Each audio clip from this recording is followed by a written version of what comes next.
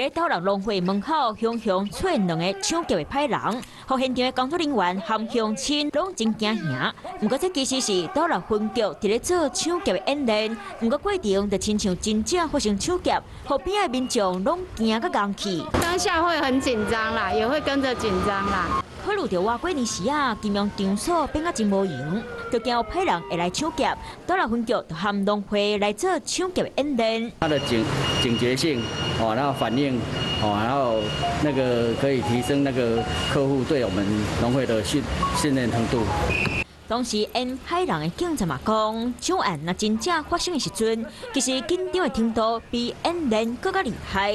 这个抢劫的过程，互民众就是真正发生抢案，期待透过警察的演练和改变，会当互犯罪危害降到上低。Hello， 我是叶明。想要看到更多更及时的新闻内容，请订阅华视新闻的 YouTube 频道，并且按赞、开启小铃铛。